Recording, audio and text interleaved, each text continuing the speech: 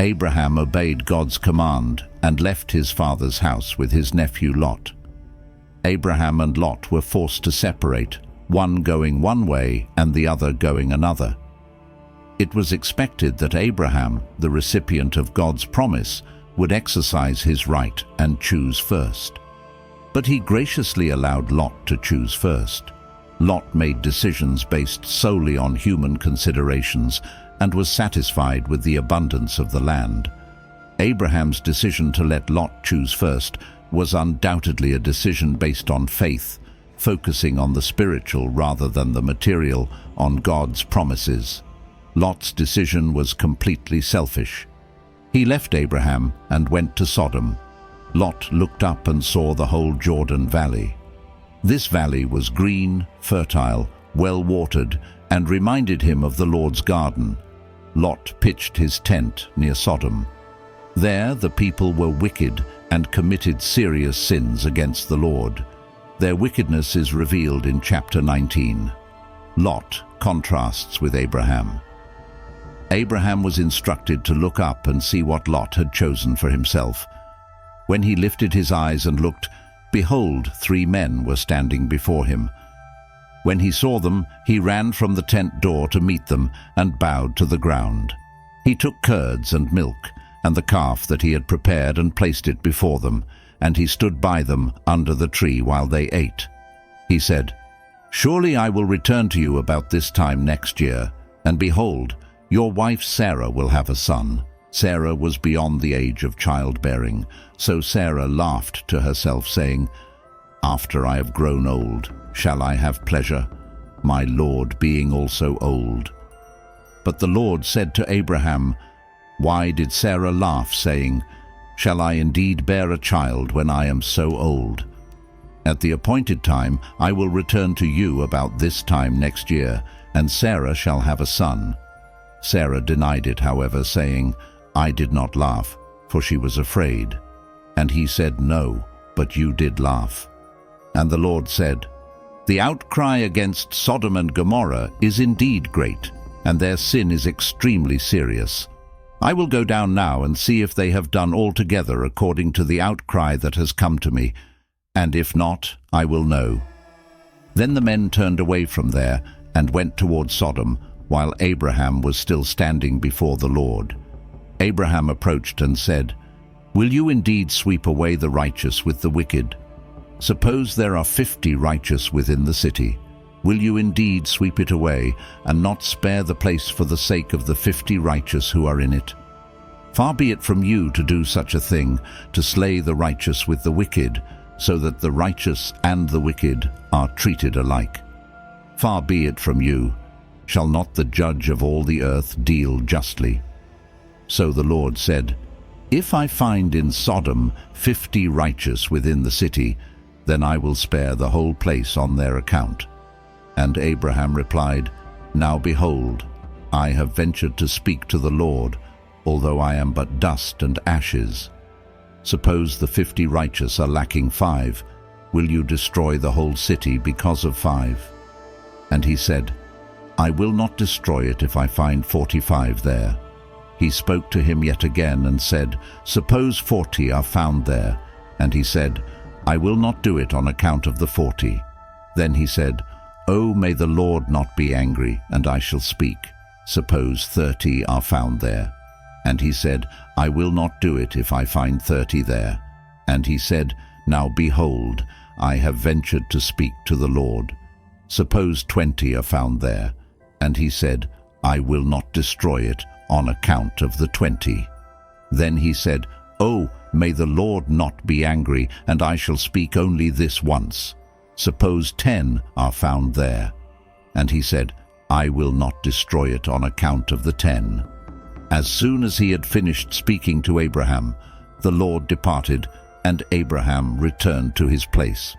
Interestingly, God had a dual motivation for revealing his plan. All the nations would be blessed through Abraham. So God told them that a city, Sodom, would be removed before it could be blessed through him.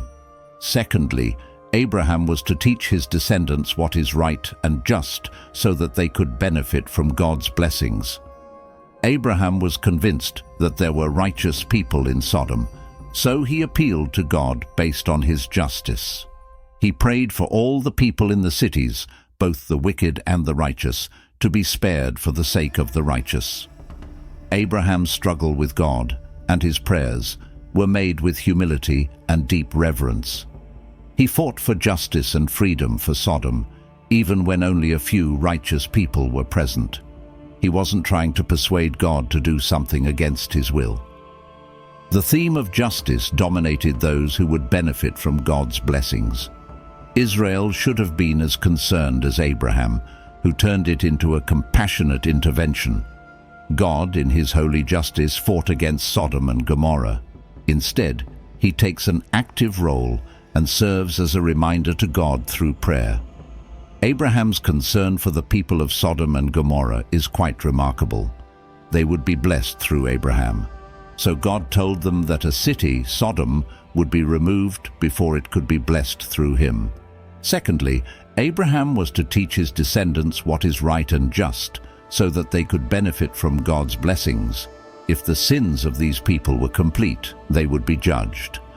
Abraham was convinced that there were righteous people in Sodom, so he appealed to God based on his justice. His intercession reveals Abraham's great character. He prayed for the righteous and all in the city, both the wicked and the righteous, to be saved.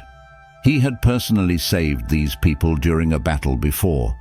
Now he defended them with the same boldness, tenacity, and generosity with which he fought for them. He prayed for the righteous and all in the city, both the wicked and the righteous, to be saved. But despite his audacity, Abraham's prayer was made with true humility and deep reverence. He pleaded for justice and the deliverance of Sodom if there were only 50, 45, 40, 30, 20, or 10 righteous people. He wasn't trying to persuade God to do something against his will. God proclaims his holy justice against Sodom and Gomorrah. The heavenly beings who saw this cried out against Sodom and Gomorrah. The mass of sinners in Sodom and Gomorrah cried out against these cities. An effective operation requires understanding the nature and mode of God's operation in a specific situation. Effective prayer is not just observing what God does, but taking an active role and constantly reminding him through prayer. Abraham declared concern for the people of Sodom and Gomorrah, not just for his nephew Lot. However, Abraham's heart was saddened and compassionate for the wicked inhabitants of the cities. His perseverance and intercession are notable and impossible to ignore. God wanted a heart like Abraham's, one that cared deeply for people created in the divine image. He interceded tirelessly for a city that deserved judgment. This heart is what a leader of a powerful nation needs to have. After leaving Abraham, the visitors arrived in Sodom. At this point, they are recognized as angels who served with the Lord during a visit to Abraham in Mamre, Genesis 19:13. The angels arrived in Sodom in the evening, with Lot sitting at the gate. He saw them, stood up, and bowed with his face to the ground. And he said, "Now, my lords, please turn aside into your servant's house and spend the night, wash your feet, and then you may rise early and go on your way."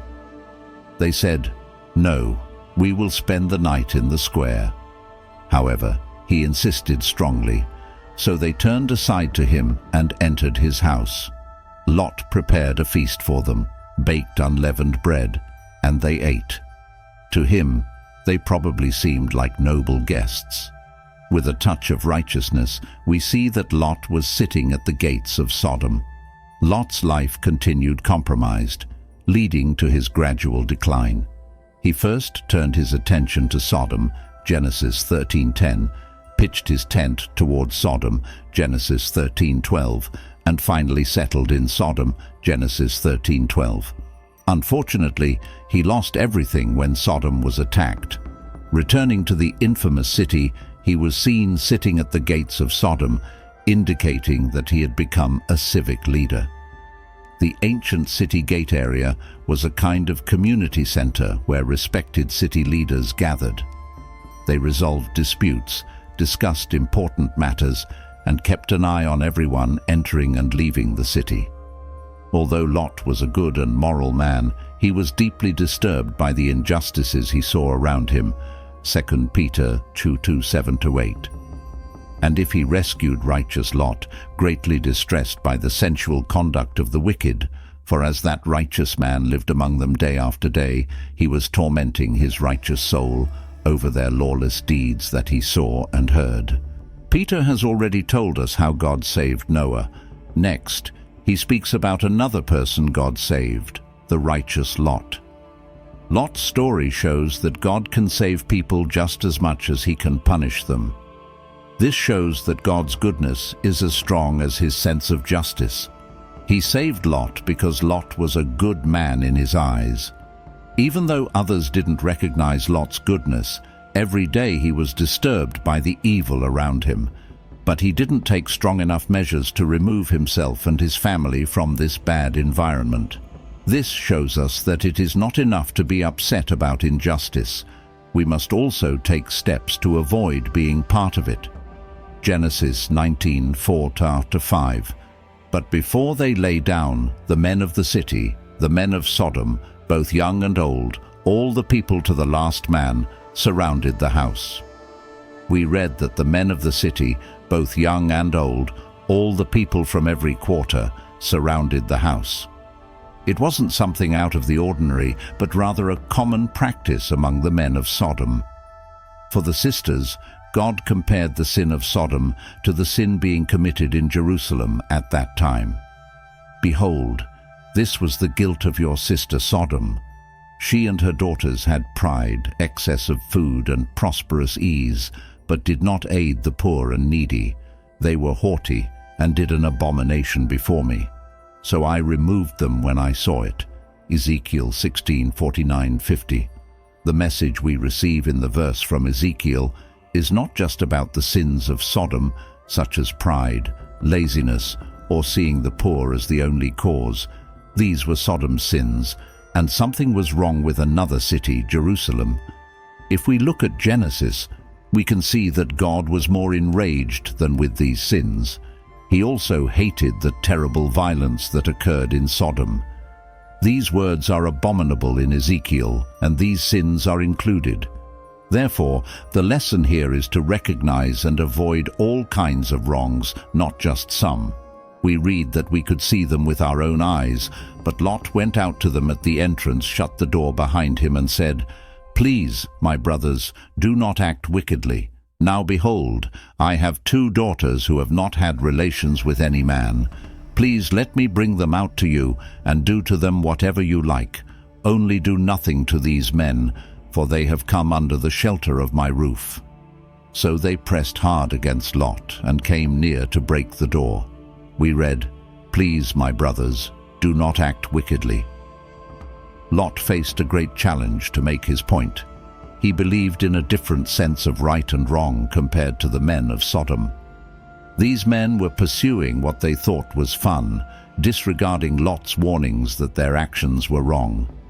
We read, "I have 2 daughters who have not known a man. Please let me bring them out to you, and you can do with them as you wish." The Sodomites displayed terrible behavior, exhibiting moral decay. We are horrified by Lot's willingness to sacrifice his daughters to satisfy the crowd. This shocking willingness reflects the reprehensible desires of the crowd, emphasizing the importance of recognizing the social context of the time to understand the gravity of the narrative. Women in the pre-Christian era were undervalued, not receiving the respect and dignity they deserved. However, the value placed on a guest's safety was extremely high.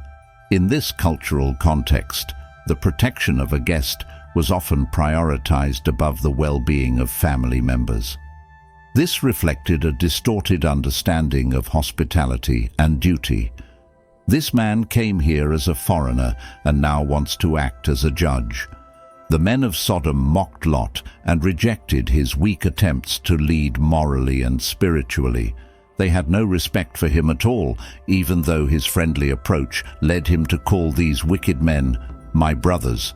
Genesis 19:10-11. But the men extended their hands and brought Lot into the house with them and shut the door. Then they struck the men who were at the entrance of the house with blindness, from the small to the great, so that they wearied themselves trying to find the entrance. The angels did this at the door, and probably for the first time, Lot understood that his guests were more than just men.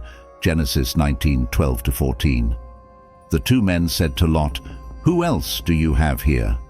A son-in-law, your sons, daughters, and whoever you have in the city, take them out of this place, for we are about to destroy this place, because its outcry has become so great before the Lord that the Lord has sent us to destroy it." So Lot went out and spoke to his sons-in-law, who were to marry his daughters, and said, "Get up, get out of this place, for the Lord is destroying the city." But he seemed to be joking to his sons-in-law. They did not know who everyone in Lot's family was until Lot told them. This shows us that even celestial beings do not have all knowledge. When the angels asked if Lot had more people here, it was a reminder that we must care not only for ourselves, but also for our entire family. Genesis chapter 19, verses 23-26. The sun had risen over the earth when Lot came to Zoar. Then the Lord rained brimstone and fire on Sodom and Gomorrah from the Lord out of heaven.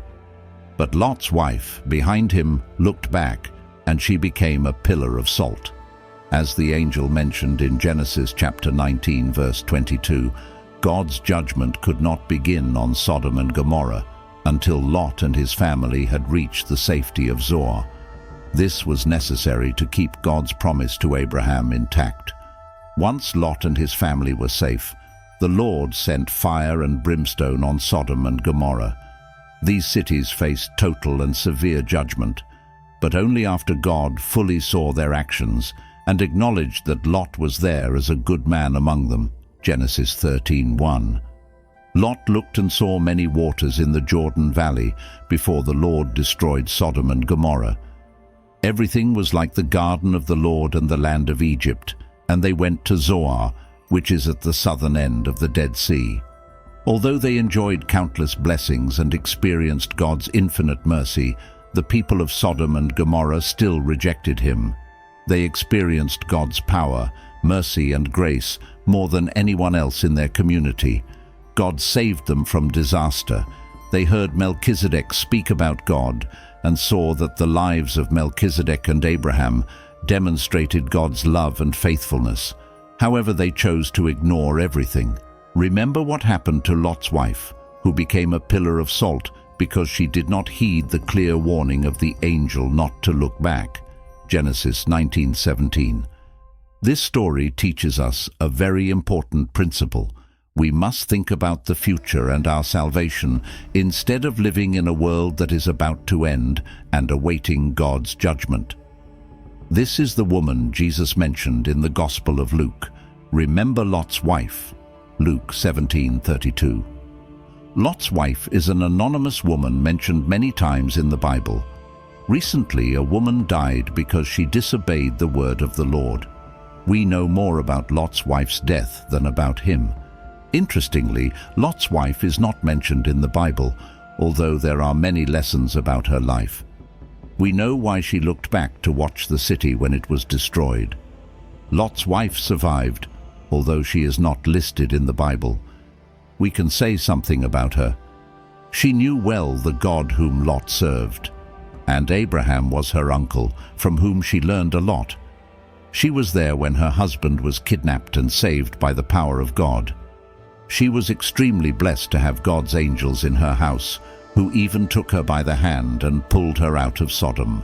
However, all of God's grace seemed to be wasted on her in the end. Important conclusions can be drawn from this story. It is possible to be lost forever, even being religious, and having many opportunities to do good. Coming from a good family and having spiritual advantages do not guarantee salvation. You can start on the right path, but end up eternally lost if you turn back. Ultimately, you are responsible for your own beliefs. God cared if Lot's wife looked back at Sodom because it showed doubt. She needed to trust God and recognize his judgment on Sodom. When we face trials, we may declare our faith but still falter and look back. God calls us to trust him and focus on hope. I hope this has been helpful. The text speaks about the importance of obedience to God and the dangers of disobedience, citing examples such as Lot and his wife. It shows that looking back can reveal our attachment to the world and that we must avoid friendship with the world, as this makes us enemies of God. It also highlights the inevitability of punishment for those who disobey divine instructions, mentioning the fall of Sodom and Gomorrah as an example. The text warns about the reality of hell and emphasizes the importance of not wasting opportunities to obey God, as one day they may end. In chapter 19, verses 27 to 29 of the book of Genesis, we have the detailed account of the morning when Abraham got up before dawn and went to the sacred place where he had had a special encounter with the Lord. With reverence, he contemplated the landscape before him, carefully observing the sinful cities of Sodom and Gomorrah, as well as the entire surrounding region. It was then that his eyes witnessed a terrible scene, thick clouds of dark smoke rising from the ruins of the cities like the burning flames of a hellish furnace. In that crucial moment, as God executed his judgment on those depraved communities, he did not forget the covenant made with Abraham. In his mercy, he provided salvation for Lot, the patriarch's nephew, removing him from the midst of the imminent catastrophe. The cities were reduced to ruins by divine wrath, but Lot was spared from this tragic fate. Abraham observed all this with deep emotion and reflection. The vivid memory of recent events echoed in his mind and heart, reinforcing his faith in God's justice and sovereign care for those who sincerely seek him. Abraham sought to keep alive in his memory the encounter he had with God. Observing the smoke rising from the destroyed cities, he realized that his plea had been heard by God.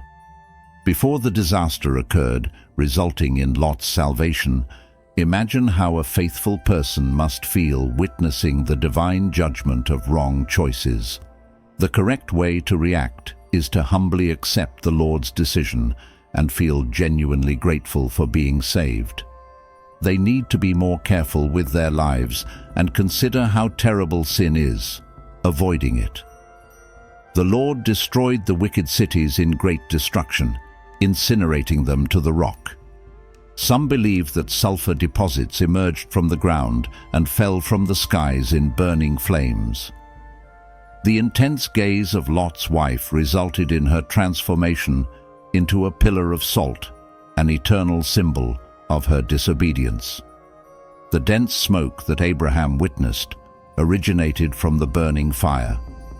Although God judged the sins of the nearby cities, he still remembered Abraham and heeded Lot's request, saving him from imminent disaster. Lot was demoted, and now, afraid to stay in Zoar, he went up to the mountains with his 2 daughters, settling in a cave with them, as described in the biblical account of Genesis 19:30-32. The older daughter proposed to the younger that, since their father was very old and no man on earth could fulfill the local custom regarding them, they should get their father drunk and sleep with him to ensure the family's lineage. Lot and his daughters were dissatisfied in Zoar for unknown reasons.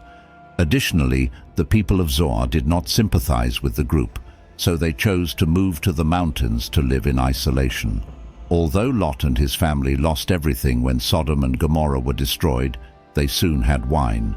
They either brought the wine from their previous home or found it in Zoar. The older daughter planned to preserve their father Lot's lineage by sleeping with him after making him drink wine. The firstborn slept with Lot the first night, and the younger the second. Both daughters conceived children from their father. The firstborn gave birth to Moab, the father of the Moabites, and the younger gave birth to Ben-Ammi, the father of the Ammonites. Genesis 19:33-36. That night they made their father drink wine, and the older daughter went in and lay with her father. He did not know when she lay down or when she got up. The next day, the older daughter said to the younger, "Last night I lay with my father. Let's make him drink wine again tonight, and you go in and lie with him so we can preserve our family line through our father." Again that night, they made their father drink wine, and the younger daughter went in and lay with him. Again, he did not know when she lay down or when she got up. Thus, both of Lot's daughters became pregnant by their father. The story of Lot and his daughters teaches us about the moral degradation that can occur when people stray from God's ways. Lot, who began with good intentions, ended up in a desperate situation because of his choices. This narrative also shows the importance of remaining faithful to divine teachings, regardless of the circumstances. The incestuous relationship between Lot and his daughters resulted in the creation of two nations that later became enemies of Israel, the Moabites and the Ammonites. This episode serves as a reminder of the lasting consequences of sin and the importance of following God's ways. Abraham, on the other hand, continued to be blessed for his faith and obedience. His intercession for Sodom shows his compassionate character and his trust in God's justice, even when it seems that evil prevails. The story of Abraham and Lot reminds us that God is just and merciful and that he always takes care of his own.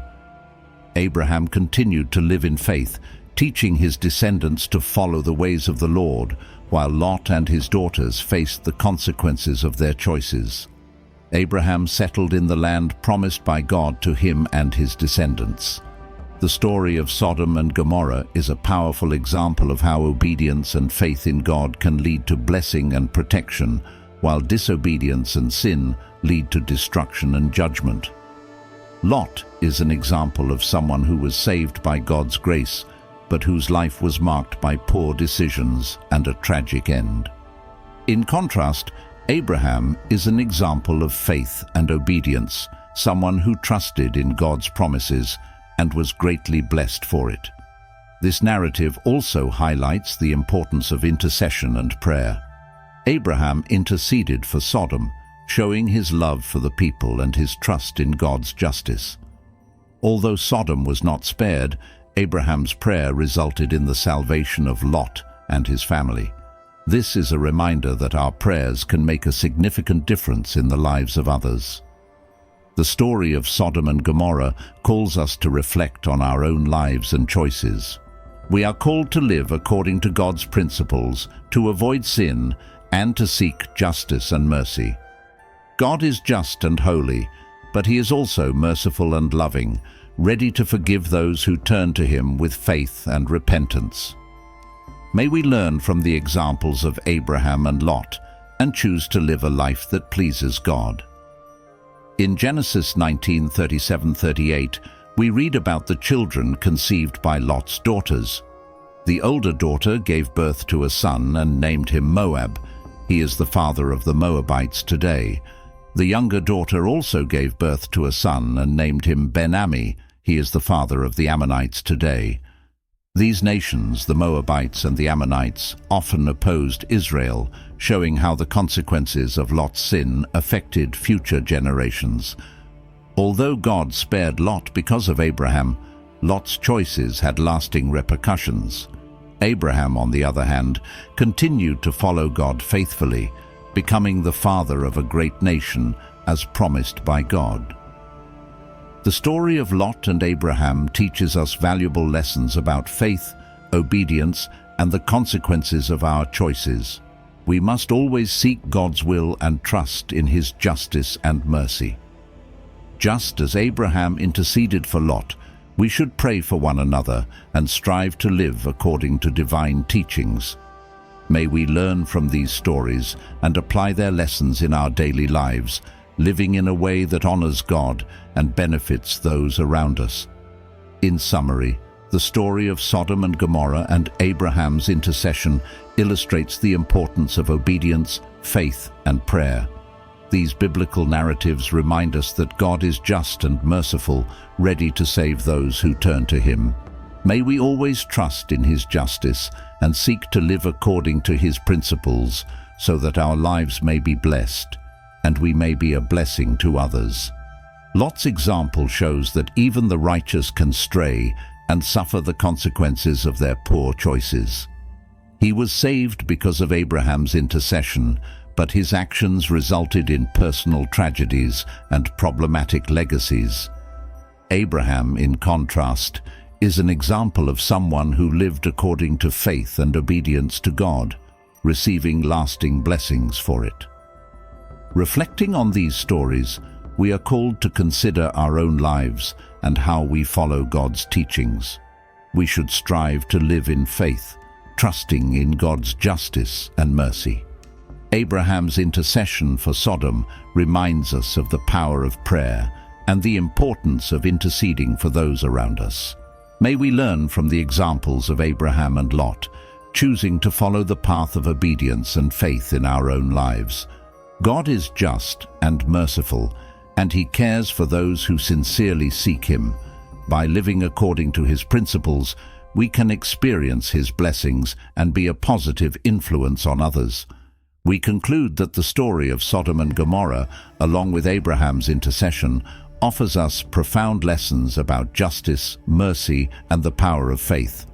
We must remember that our choices have consequences and that obedience to God is essential for a blessed life. May we always trust in God and seek to live according to His teachings, interceding for others and living in a way that glorifies His name. We have reached the end of our video, and I hope you like it. If you're looking for inspiration, knowledge, and spiritual connection, don't let this opportunity pass you by. Subscribe to our channel now, leave your like and comment to strengthen our community. And if you want to help us continue sharing religious stories that touch hearts, become a channel member. Together we can make a difference and strengthen our spiritual journey. We're counting on you. We've left the link in the description of this video so you can become a member today. Continue watching videos about the history of the Bible. I will leave 2 recommendations here on the screen. God bless you. We will get to the next video.